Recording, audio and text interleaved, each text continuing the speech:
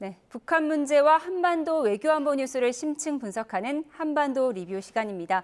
오늘은 한국국방연구원 안보전략센터 책임연구위원 이호령 박사님 나오셨습니다. 어서 오세요. 네. 네, 북한을 찾은 세르게이 쇼이구 러시아 국가안보회의 서기가 김정은 국무위원장을 만났습니다. 네, 지난 2023년 이후 세 번째 방북인데요. 푸틴 러시아 대통령의 친서도 전달했다고 합니다. 어떤 의미가 있을까요?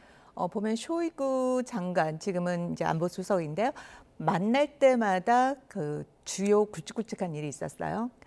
처음에 만났을 때는 그러고 나서 정상회담이 있었고요. 그다음 두 번째 방북을 하고 나서는 러시아 파병이 있었고요. 그다음에 이번에는 보면은 방북하기 전에 또 러시아 외무 차관이 방북을 하고 가고 이어서 바로 또 쇼이구 수석이 이렇게 온 거를 보면은 일단은 정치적 군사적인 문제와 관련된 부분과 또 정상회담이 러시아를 가서 정상회담을 할 가능성에 대한 그 부분이 가장 크지 않을까라는 생각이 들어요. 이게 시기적으로 봤을 때 러시아 차관이 와서 최선희 외무상을 만나고 그리고 이어서 또 쇼이구가 와서 김정일을 만나서 푸틴 친서를 전하고 그럼 요 전에 또 뭐가 있었느냐?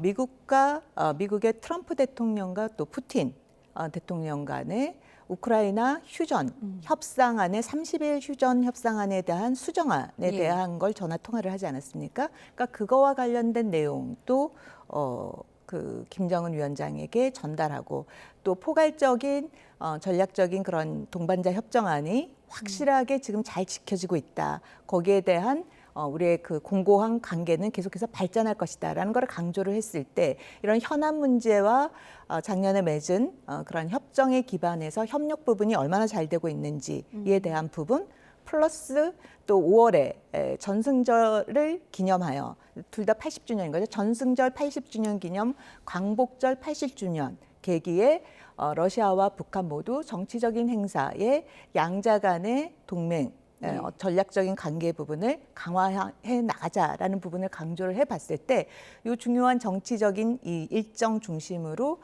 정상회담 가능성이 열려져 있다라고 봐야겠죠. 그러면 김 위원장의 러시아 방문 일정 같은 것이 조율됐을 것이다 이렇게 보세요? 연이어서 이렇게 주요 인물들이 방북을 한 점을 봤을 때 그럴 가능성이 좀 높다라고 볼 수가 있겠죠. 그러니까 앞서 언급해 주셨지만 지난 방북 이후에는 러시아에 대한 무기 지원 그리고 북한군 파병으로 이어졌잖아요. 네네. 그럼 이번에는 뭐 특별히 어떤 성과가 딱 나올 것으로 예상이 됩니까?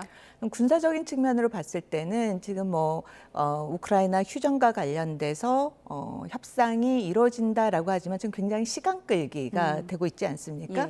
맨 처음엔 30일 모든 걸 휴전을 하자 그랬다가 수정안으로 제시를 한 것이 에너지 인프라에 대해서만 공격을 하지 않겠다라는 걸 보면 결국엔 사실상의 휴전이 아닌 거죠. 전면적인 휴전이 아니고 전쟁이 지속이 되고 있는 거고 그거와 관련돼서 우크라이나 전에 휴전 논의는 계속해서 이어나가겠다라고 하는 걸 봤을 때 그 기간 동안 계속해서 군사적인 지원을 러시아는 북한으로부터 받아야 된다라는 거죠. 그런 측면에서 군사적인 어떻게 보면은 러시아가 확고한 그 전략적인 협상의 우위를 점하기 위해서 북한으로부터의 많은 지원이 계속해서 요구가 될 것이고 그리고 거기에 따른 러시아가 또 북한에게 해주는 지원에 관해서 어떻게 보면은 북한이 계산서를 높일 수 있는 그런 환경이 만들어졌다라고 볼 수가 있겠죠. 북한과 러시아의 관계는 지금 확실히 돈독한 상황인 것 같은데 이런 가운데 김정은 위원장이 얼마 전 핵추진 잠수함 건조 현장을 지도한 데 이어서 최근에는 남포 조선소를 방문했습니다.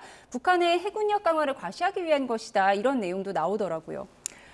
사실상 북한이 핵과 미사일 능력 고도화 부분에 계속해서 이제 속도를 냈는데 북한의 전체적인 그 군 역량을 보면은 가장 취약한 부분이 해군력, 그다음에 반항공 능력입니다. 그래서 그런 측면에서 북한이 2023년부터 해군의 현대화, 대양화를 강조를 하고 있거든요. 그런 맥락에서 보면은 잠수함 건조라든지 또 최근에는 핵잠수함이다라고 해서 또 공개적으로 보여주지 않았습니까?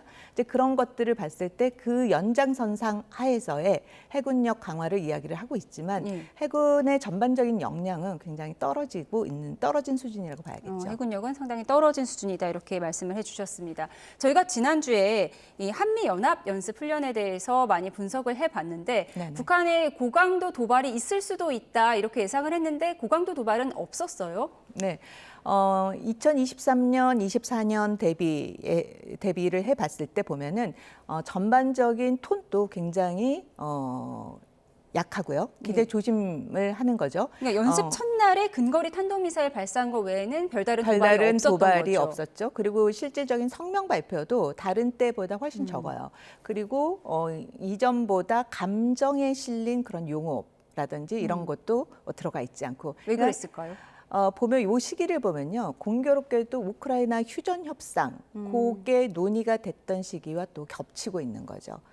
그런 점을 고려해 봤을 때 북한이 한반도 상황에서의 이런 한미연합훈련 대비해서 위기를 고조를 시켜봤자 얻는 것보다 잃는 게 훨씬 더 많을 수 있다는 거죠. 상당 부분의 많은 어떻게 보면은 군사 무기라든지 병력이라든지 이런 게 우크라이나 전에 가 있고 또 올해는 주요 또 성과를 내야 되는 또 8차 당대의 마지막 회의이기 때문에 20 곱하기 지방발전 20 곱하기 10 정책이라든지 또 아파트 건설이라든지 이런 부분에 또 북한 군들이 지금 많이 동원이 되고 있거든요. 그런 상황을 고려해 본다면은 기본 기조 스탠스는 유지하되 이 계기에 위기 상황을 고조시키는 건 북한에게도 굉장히 부담스러운 상황이라고 볼 수가 있겠죠. 그러니까 러시아 우크라이나 전쟁 휴전 협상이 진행되는 가운데 북한이 도발하거나 아니면 미국을 자극해서 좋을 게 없다, 그렇죠. 실익이 없다는 판단을 했다는 말씀인 것 같습니다. 그런 가운데 펼쳐진 한미 연합 연습, 사실 트럼프 2기 행정부 출범 이후 첫 훈련이었잖아요. 네네. 어떤 특징이 있었죠? 이번에 보면은 전후 분석이 돼서 거기에 대해서 시나리오에 반영을 했다. 이미 지금 북한군이 러시아에 파병을 하고 거기에서의 전장 상황을 지금 학습을 하고 있지 않습니까? 그럼 거기에 따른 북한의 전략이라든지 전술의 변화 가능성이 있다. 그런 변화 가능성을 이번에 연습 시나리오에 담아서 거기에 대한 우리의 대응 연습도 하고요. 그다음에 다영역 작전과 관련된 연습도 많이 들어갔습니다. 이전에는 육해공 플러스 우주, 사이버, 전자기전에 대한 통합적인 다영역 작전에 대한 연습 부분을 한 거를 좀 주목을 해볼 수가 있고요.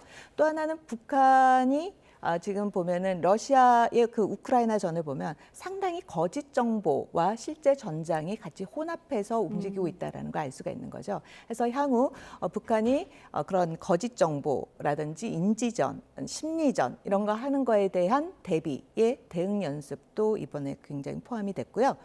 또 하나는 이제 통합 방어 연습이라고 볼 수가 있는데 요즘은 전쟁이 일어난 걸 보면 주요 공격 대상이 우리가 우크라이나 전에서도 봤듯이 인프라 공격이라든지 에너지라든지 원전이라든지 여기에 대한 공격 부분이 드론을 통해서 하고 있는 걸 우리가 목도를 하고 있기 때문에 거기에 대한 군, 검, 경, 소방이 통합적으로 연습하는 것도 이번에 다른 연습 대비보다 훨씬 많이 했다라는 점을 알 수가 있습니다. 그러니까 전쟁 중에도 가짜 뉴스와의 또 이런 뉴스 전쟁이 있는 건데 이런 가운데 이달 초에 북한 주민 2명이 탄 목선이 서해상으로 표류하다 발견됐는데 뭐 귀순할 의사는 없는 것으로 전해지고 있어요. 그러면 뭐 북한으로 어떻게 돌려보낼지 이 부분도 논의를 해야 되는데 지금 모든 소통 창구가 다 차단이 된 거잖아요. 어떻게 해야 되나요? 사실상 소통 채널이 이제 북한이 개성공단에 있는 남북 연락사무소를 폭파하지 않았습니까? 그러니까 그때는 남북 연락사무소가 있었을 때는 거기를 통해서 이제 이런 상황이 벌어졌을 때 신속하게 처리를 할 수 있었는데 북한이 스스로 이제 모든 거를 다 차단을 하고 차단한 상황에서 이런 문제가 발생했을 때 어떻게 해야 되는 거냐? 그렇다면 그 전에는 남북 간의 공동 연락사무소가 없었을 때는 어떻게 했었느냐를 또 되물어 본다면 그 전에는 우리가 판문점에 유엔사의 소위 말하는 핑크 전화를 통해서 북한에게 항상 연락을 해왔었던 거죠. 그런 측면에서 사실상 북한이 모든 거를 소통 채널을 차단을 했다 하더라도 유엔사를 통한 그 소통 채널을 통해서 전달할 수도 있고요. 그다음 지금 같은 경우에는 북한이 사실상의 모든 방송을 다 모니터링을 하고 있거든요. 그렇기 때문에 지금 이런 방송을 통해서 이런 상황이 북한은 보고 있고 거기에 대해서 정말 북한 주민에 대한 이런 부분을 시리어스하게 생각을 한다면 여기에 대한 반응이 있겠죠. 남북 연락망이 끊기다 보니까 표류한 주민을 어떻게 송환해야 될지 그 방법도 찾기가 힘든 상황 정리해 주셨습니다.